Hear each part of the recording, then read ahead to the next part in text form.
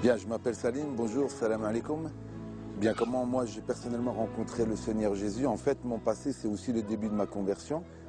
Du fait que je suis né dans une famille algérienne, musulmane, pratiquante. Et puis, c'est un grand drame, en tout cas dans ma vie, qui a commencé que les choses ont pris une grande importance. J'ai perdu mon père et ma mère le même jour, la même nuit, en allant en vacances en Algérie.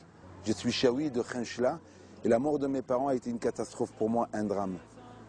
J'ai vécu donc dans un orphelinat pendant des années et c'est dans cet orphelinat que j'ai compris que la solution de l'homme ne pouvait pas répondre à mon problème. Puisque les gens, les éducateurs spécialisés, les assistantes sociales, les psychologues, essayaient de donner une réponse à mon problème et je me suis aperçu qu'en fait, ils vivaient exactement le même problème que moi et donc ils ne pouvaient pas avoir la réponse. J'ai compris que le fait de s'appeler Salim pouvait parfois avoir des portes fermées ou des portes ouvertes. Et ça m'a mis une haine en moi, une amertume en moi. À la recherche d'un père, je trouvais plus d'obstacles dans ma vie d'enfant et d'adolescent.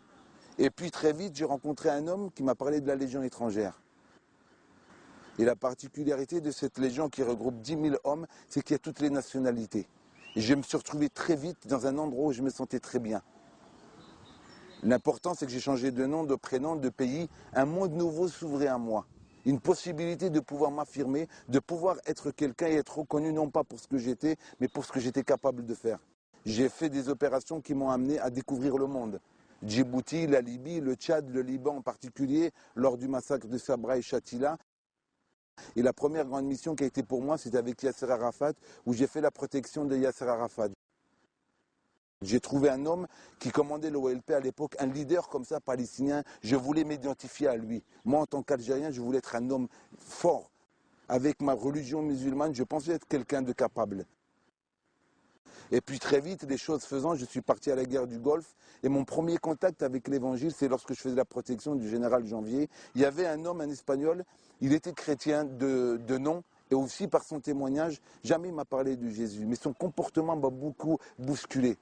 Et un midi, alors qu'on devait manger le repas, cet homme s'est abstenu de manger. Et en tant que commandant, je lui ai dit quel est le motif de son refus de manger avec nous.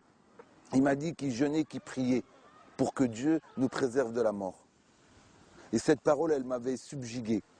Toute la nuit, ça m'a travaillé. Je suis parti en hélicoptère avec le général Janvier. Et là, un missile irakien, il est venu s'abattre sur l'hélicoptère. Et puis, l'hélicoptère n'a pas été touché. On s'est posé en catastrophe donc sur le territoire. Et puis, c'est la première fois où j'ai vu que la prière d'un homme sur la terre, elle a été exaucée par un Dieu vivant. Ma foi faisant, j'étais interpellé par cet homme-là. En fait, je réalisais que sa présence à mes côtés m'apportait la paix. Son comportement, pour moi, était exemplaire. Je suis rentré en France, j'ai fini la Légion et je devais partir comme mercenaire à Sierra Leone. Et là, je tombe en contact d'un couple chrétien, des gens qui vivaient leur foi. C'était très difficile pour moi d'accepter leur foi. Parce que leur point central, en tout cas, de leur vie, c'était Jésus. Et moi, je n'aimais pas Jésus. Un, parce que c'était un sauveur pour l'Occident et pas pour moi. Et deux, parce qu'il était juif. Et personnellement, pour être vrai avec vous, j'avais un grand problème avec Israël. Et je ne voulais pas que mon sauveur soit un juif. Moi, j'aurais préféré qu'il s'appelle Mohamed, ou la Slimane, ou la Salim. Mais Jésus, sauveur, en tant que juif, c'était très difficile. On m'a invité à l'église. Et j'ai été dans une église évangélique avec des gens tout à fait équilibrés. Mais leurs témoignages, leurs paroles avaient réconforté mon cœur. Chemin faisant, ils m'ont offert une Bible et en parcourant la parole de Dieu, j'ai trouvé une parole qui a bouleversé ma vie. Dieu est le père de l'orphelin. Et quiconque serait ou maltraiterait un orphelin, Dieu personnellement s'en chargerait. J'ai compris que j'étais plein d'erreurs aussi. Ma haine, ma rébellion, j'étais lié à des choses pas belles du tout. Mais laissant la parole toucher mon cœur, laissant Dieu me guérir, apaiser mon âme, j'ai trouvé un père qui m'aimait, alors qu'à la Légion, 10 000 soldats et 10 000 frères d'armes, je n'ai pas pu trouver un père. Il y a des pages qu'on doit fermer, mais moi c'était un livre que j'ai fermé sur mon passé.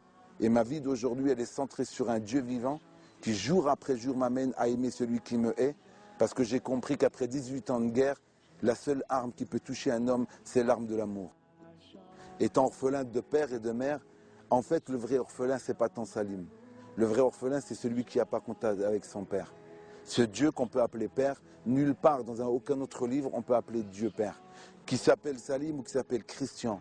Mon désir à moi, c'est de lui dire que tu es orphelin, tant que tu ne reconnais pas que Dieu est ton père. Voilà en tout cas ce que j'ai à cœur. Père de grâce et d'amour, je bénis ton nom. pour l'endroit où je suis dans ce pays de la France, mais aussi pour tous ceux qui sont orphelins dans ce monde. Seigneur, tu m'as donné et tu m'as fait grâce de pouvoir te rencontrer en tant que Père. Nul autre n'est semblable à toi. Je te bénis, Père, de ce que tu vas faire à travers tous ceux qui confessent que Jésus-Christ est Sauveur. Dans le nom de Jésus. Amen.